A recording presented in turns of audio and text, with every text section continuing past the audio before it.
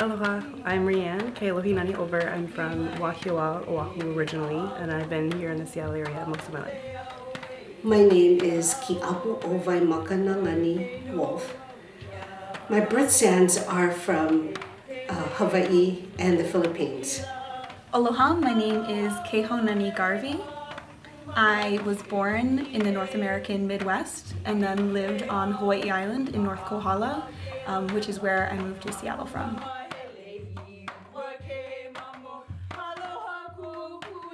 I'm Soraya. I was born in Salt Lake City, Utah.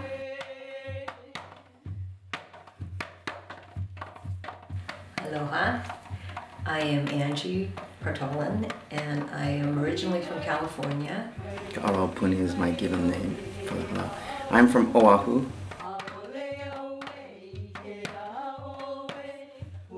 Hula name is Kapolena Lena Laola Halena Ikabai, and that was given to me by Kumu Ivalani, Christian. I was named Ivalani Kamakahele Kapua Mai Oleo Kala for my grandmother, and I was born in Lehue, Kauai.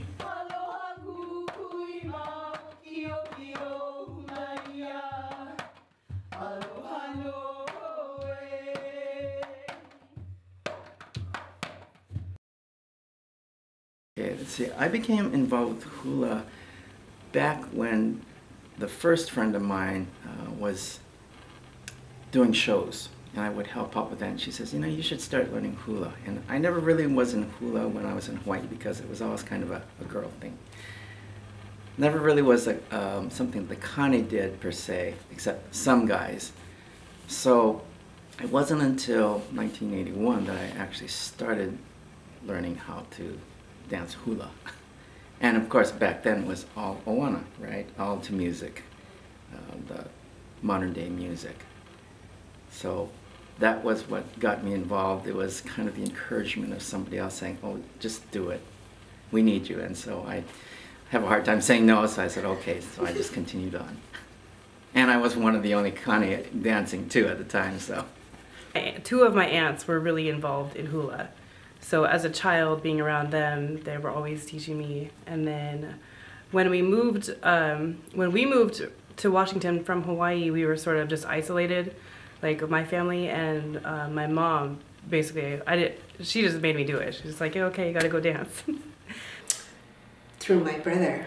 My brother actually started dancing. He danced with Kumu Ivalani, Christian, and he invited me to join the halau.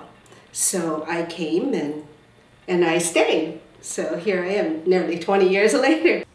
My mom, when we were younger, had always said that she didn't want us ever to be in a position where we would say, I wish I had, I wish I knew how, I wish I can't do that because I'm not really comfortable with it. She wanted us to be able to do anything, be anywhere, be in any situation, and at least be able to try. So we had traveled to Maui, and I came back and I decided I wanted to dance hula. Oh, it wasn't by choice.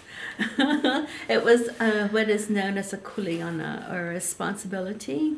And so I was nurtured from a young age, and I knew that from a young age that I would carry on the oral traditions of our family, and that was led by my paternal grandmother. So she took the responsibility. So therefore, even though our families lived in close proximity, I actually lived with and was raised by my grandmother. That's where my my hula responsibility came from. I had the responsibility to take care of our oral traditions, which are our family stories. I fought it. No, when I was probably about 12 or definitely 14 at that age. You know, you wanted to be with your friends and things. You didn't want to have to maintain your studies with this tutu or that tutu, which, you know, which happened. I actually had 5 kumu in my lifetime. So different teachers came at different points in my lifetime that groomed me to become a kumu. Hula for me has always been a way to express that which is not easily put into words, the feelings that come from your heart and from within you. I distinctly remember with my first halau, looking out, from our halau you look out over the channel and there is one lone palm tree. And to see that blowing in the trade winds just felt like really informed me, the way that plant, you know, moved in the breeze and expressed the elements around it, you know, in a way that that palm tree expressed the story of that wind, and always helped me remember that, you know, I'm a vehicle of expression when I'm dancing hula. My first memory is of learning this one chant called No Luna Eka Halikai No Kama Aleva. And that was the very, very first chant that and melody that I learned with Lei O Manu akepa. And when my mother turned 85, that was the melody that my brother wanted me to dance for my mom. So it sort of kind of ties a lot of things together, that melody. When I first started hula, I was so scared. I had really no base or anything for what to expect.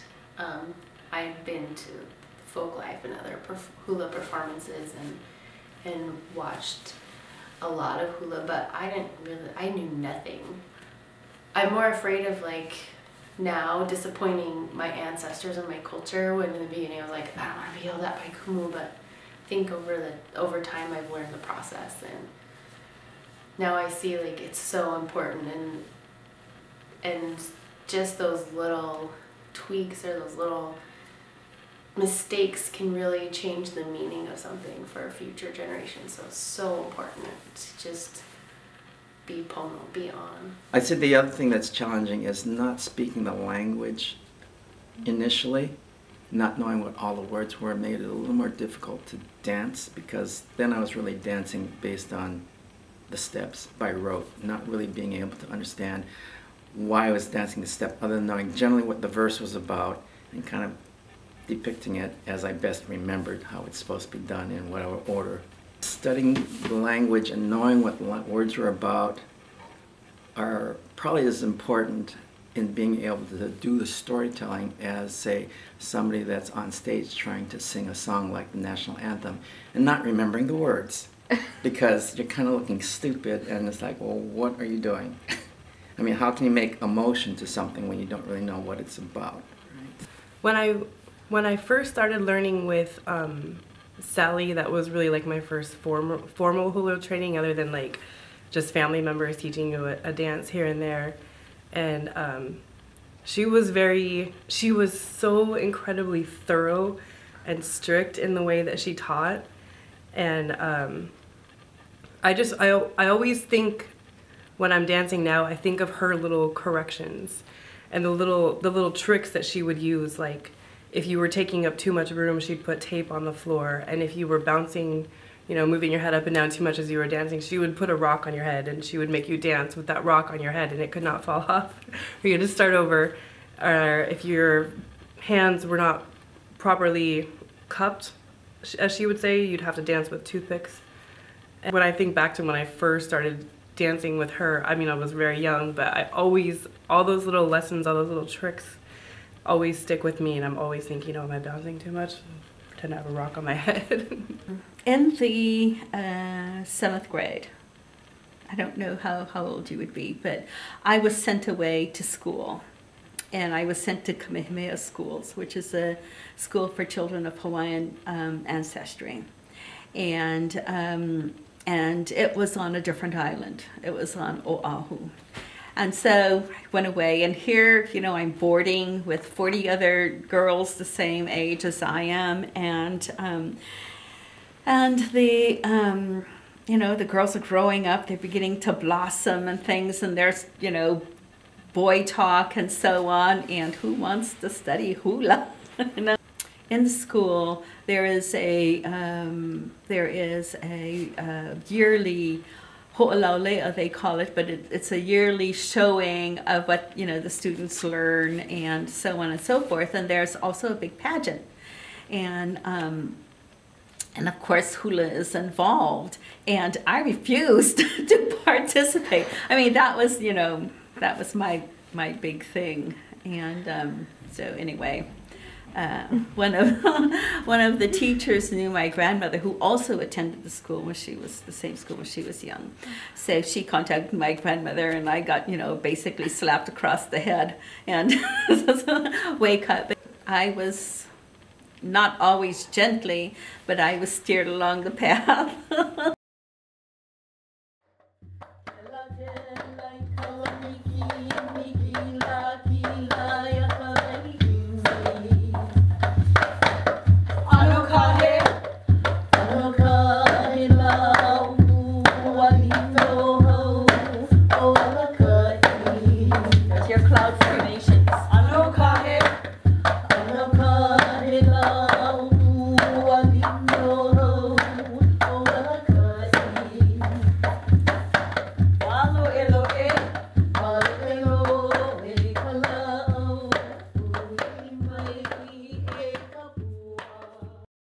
Storytelling and hula are very much one and the same.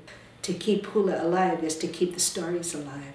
I'd say that the Hawaiians used a variety of methods. They could use direct storytelling. They could use oli, or chanting, to convey ideas, stories.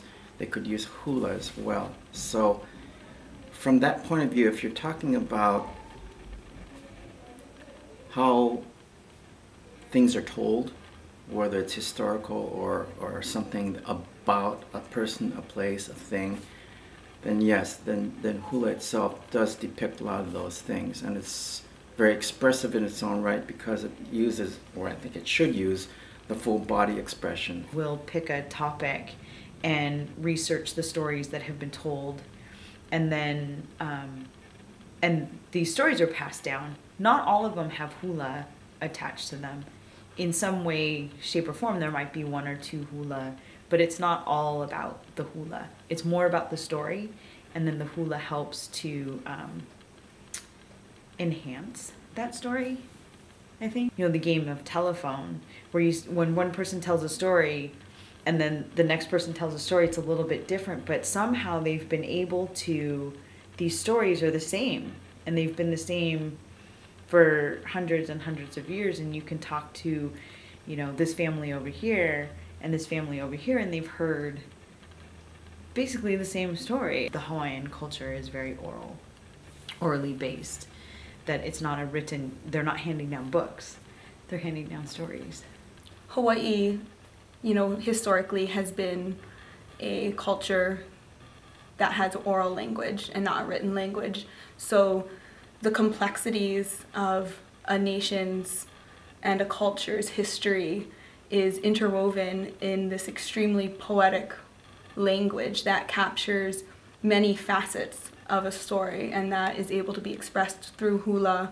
And in hula, we are expressing not only just one facet of a story, but many facets of a story, whether it be the perspective of nature or the perspective of the people, the spiritual perspective, or the messages that lay in between the lines of those. There's stories that are very direct, and that there's stories that are very personal that you express. In the origins of hula, there wasn't books, like things weren't documented. They were passed down orally and passed down through the hula. So it's really like the hula itself, and the songs of the hula are like the history book of the old times. So and that's why we do it now, to retell those stories and keep those stories alive. Yeah, that's why one of the reasons why I really appreciate the halau that I'm in now, because when I was a kid, my teacher Sally, she would teach you the story before she would even start with the dance steps, and it's the same way with Kumu Iwalani. But with other halaus that I've kind of been with here and there, they don't focus on that at all. It's just like, okay, learn the dance, do what I'm doing. They don't get into the story or the language at all. So to me, it's really proper that that's the reason you do the hula, is to tell a story. Hano Hano Hanole, isn't it? Gorgeous valley down there. Ika Uanui. That morning on the beach when we were doing Hoaka and we got dumped on, that's Uanui. Okay? Ua is rain and nui is big, pelting. Pelting rain, and it pelted. Okay, so you know. So when you do that motion, I want you to feel that again. Feel that pelting rain again. And, you know, let your hands, because it's not this kind of rain, right? It's this kind of rain that is pelting against your skin. Okay.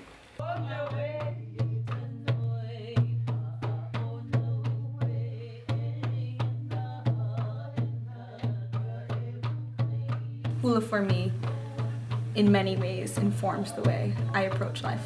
I think I have the most beautiful halau inside, you know, and even though we're not, you know, what people might say, professional and everything, I think that we are a really good window into what cultural practicing is. And that's, you know, I beam every time I watch my halau interact. They're family. So it's like visiting my family, you know. It's like working together as a family. It's all about family. For me, this is like my religion. It's like my church. It's that. The hula is like my place where I can rejuvenate and be ready for the next week, and that reminder of how I want to live. There's a saying that there's a halau for every haumana. There's a halau for every student, and it's so true. Through however I got here to na Lei O Manu akepa, I'm just forever thankful for that. You know, to be able to have a kumu that provides a pono path for us to proceed down in studying hula is incredible.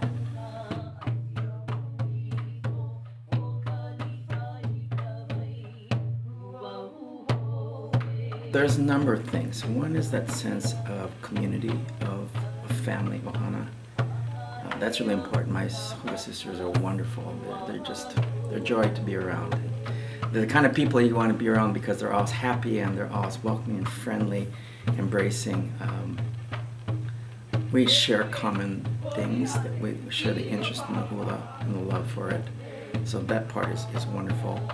The hula itself, I'd say that the discipline, the commitment, and those things are important too. Being with other people will show that same kind of commitment and awareness and love for some kind of art form or activity is really important.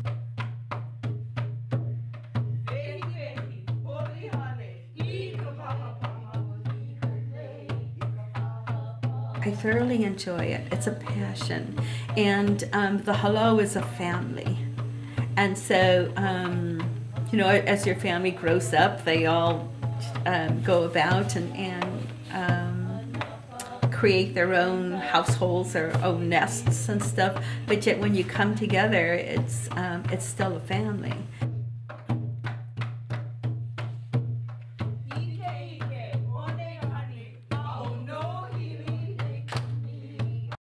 Hula is really based in everything about the way we live. It's from the breath, the ha. It's every time you breathe, that should be incorporated in your life. That consciousness, that awareness of life, that love of living, and what you put into it. So I don't want to define hula as just the dance portion, because I think it encompasses so much more of the Hawaiian philosophy, and that's the portion that I think means a lot to me in my life. My day starts off with hula.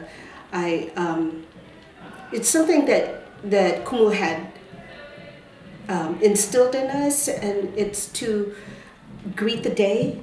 So I greet the day in Oli, or I greet the sun. It just is just greeting the day, and then that starts everything flowing. Hula grounds me. It gives me a foundation to move from.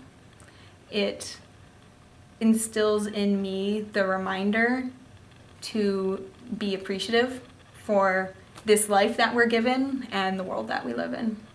It does. Hula affects my lifestyle because, in one way, because I'm an outdoors person. I like to hike and bike and just be outdoors and enjoy nature. And the respect for the land is there, and that's one of the things that draws me to the culture, and so that's a big effect on me. So I'd like to think that one of the things that I'm learning from being in this environment and coming to hula and coming to class and being a part of this family and the greater family of the hula practitioners is not to think about myself all the time, and to be able to, and to help people.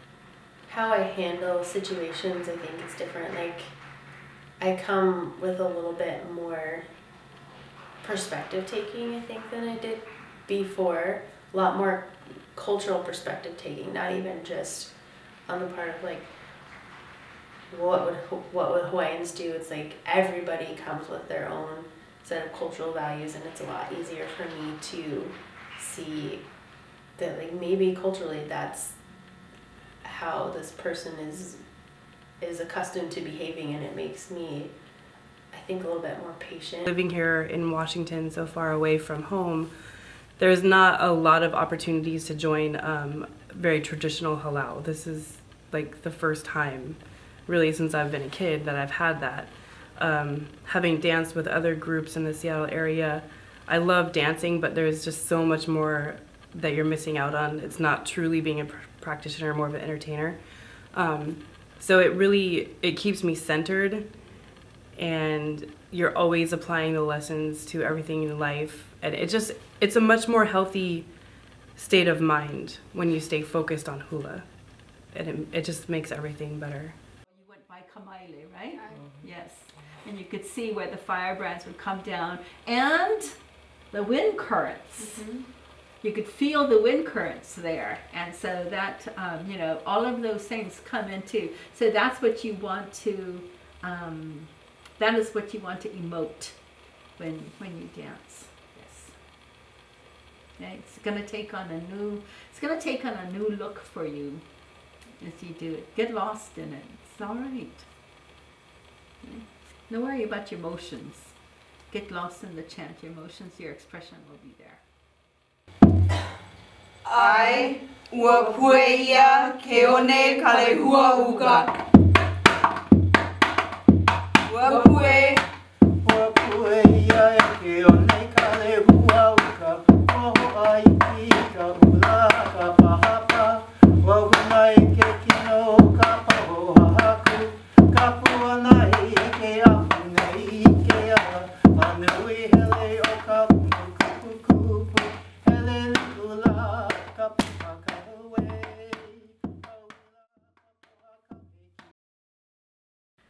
I would like future generations of hula dancers to know the past and just the progression, and just to keep hula alive. I would like future generations of hula practitioners to remember source, remember where this ike, where this knowledge came from. Source starts with honoring and respecting those that make this opportunity to be a hula practitioner possible. That's your kumu, that's your kupuna, that's your ancestors. I'd like them to go back to the basics, go back to their roots. So that includes language, it includes an understanding of the Hawaiian history and stories, so they could dance it correctly. Everything's rooted in the kahiko, you know, the basics. And I like it when I see people dancing as though they have the basics down. It means so much more to me when I see the hula where they follow some of those basic rules of, you know, where the hands go, the eyes follow. Because I see people dancing, they're just doing this and they're looking at the audience, and to me that's not really emoting. It's not giving the full expression that that hula deserves. It might take 10 years. There's some pieces and parts that might take just a few years, it might take just a few months to start to understand, but that we're talking about this culture that is so broad, and there's so many things, and that while you're here and studying on the mainland, it's going to take a lot more to take it all in and take it all in properly to be able to present it back out and get to the point where you can share that, you know, that it doesn't just come like that. I would say, like, to all the future generations of hula dancers, don't be afraid. Like, for me, chanting is a big issue, and it's hard for me, and it's something that I'm not comfortable with, and I've been afraid of it, and, like, just don't be afraid of it. Like, it's part of our tradition, and it's part of something that it's like bigger than you. In our vehicle in Halo is hula and Hawaiian culture, but we have done cultural exchanges with a lot of other cultures as well, and the students in the Halo are of multicultural backgrounds, and we explore those as well. And even though I'm very traditional, I like to integrate parts of that as well. To explore those is to find out where you came from, you know, where your ancestors came from, and how they thought, and what their legacies were. And I think that's most important.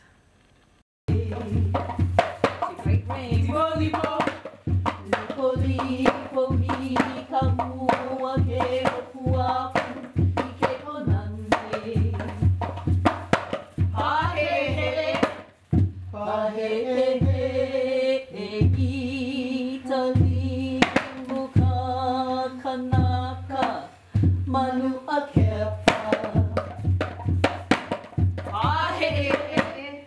I would remind my future self that 10 minutes of practice a day is not that much.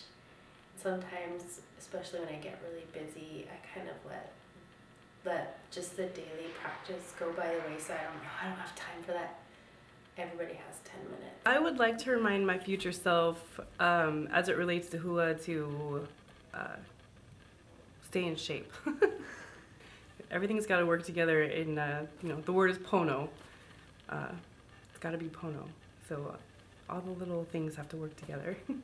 I think that I remind myself of this every day, is to keep it pono. And pono means correct. It means proper. It means don't make concessions and don't make compromises for the cultural teachings that haven't passed down to me, so that I pass them on. I never accept compromises. And I remind myself of that every day, because it's so easy not to to compromise and not to stay strictly traditional. It really is not about me. It's about the Hawaiians and their culture, and helping perpetuate it for them. You know, I would like to remind myself to continue to study, continue to imua, to strive, not only for myself, but hopefully to provide future generations the ability to learn this and to learn from a solid foundation. You know, this is for my ancestors. This is a way to connect with my family and past generations who are no longer here, that through hula I'm able to honor them and find a sense of self. Just to enjoy it. Enjoy it and have fun with it. Mm-hmm. And not just stress, you know, have stress, but get over it, or get through it, I should say. Just to maintain the knowledge that I've been given, to stay ma'an pa'a with everything that I've had, to stay with the basics, stay committed. Never give up. Keep doing it. Don't stop.